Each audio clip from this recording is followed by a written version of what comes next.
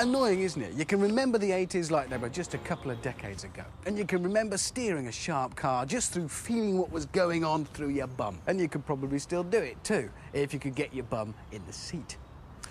This might fit rather neatly into your life though.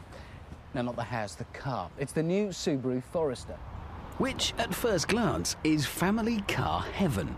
It's got a really big boot with lots of useful storage spaces to put all the things that you now need, like kids, books, and apples.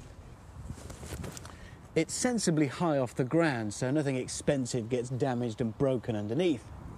It's got everything you need. Oh, and it can do this.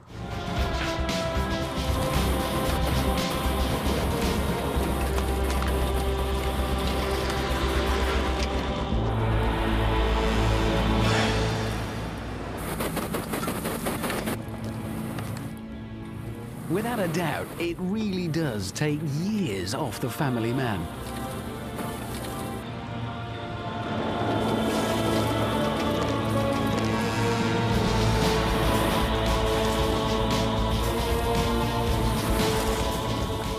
It's got an Impreza chassis, Impreza turbo engine, Impreza drivetrain. There's 177 brake horsepower available at 5,600 RPM.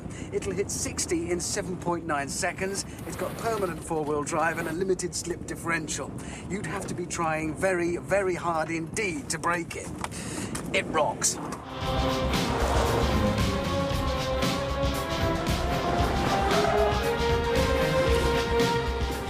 This is superb.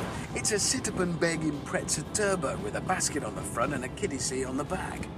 It uses so many of the turbo nutter's bits and pieces, they could almost have stuck an Impreza badge on it. It does offer real-life advantages over the Impreza though. There's more space in the back, the boot's much bigger, and that extra height will please the kids.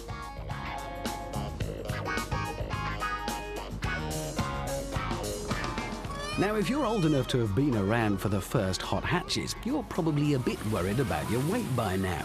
Well, Subaru are watching their weight as well, but they're more concerned about where to put it. Now, having the Impreza's engine here in the Forester is good news, and not just for the power. It's a flat 4, which apart from anything else means it's low. And it's mounted low in the car too. And that in turn keeps the centre of gravity low, which all helps the handling.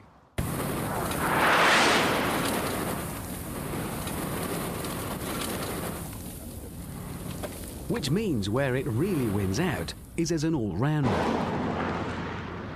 Plenty of off-roaders claim to be good on the road. Well, in honesty, they really are not. This is.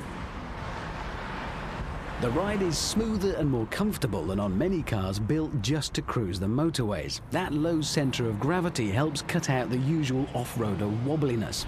It's civilised, but without losing the ability to cut it off-road. On the downside, it is thirsty, and the interior is, well, not exactly inspired in terms of decor, but then the previous Forester was truly awful inside, and this one isn't, so that's good. The radio is clearly aimed at buyers of the Impreza. It's got loads of tiny little buttons and it lights up like an oil rig at night, but it is dead loud, so that's good too. So they put the DNA of an Impreza turbo into a family car. And it works. It's not an in-your-face off-roader, the Forester. Compared to CRVs, Freelanders, RAV4s and the like, it looks, well, perhaps a little bit quiet. But believe me, it really is the best of the bunch.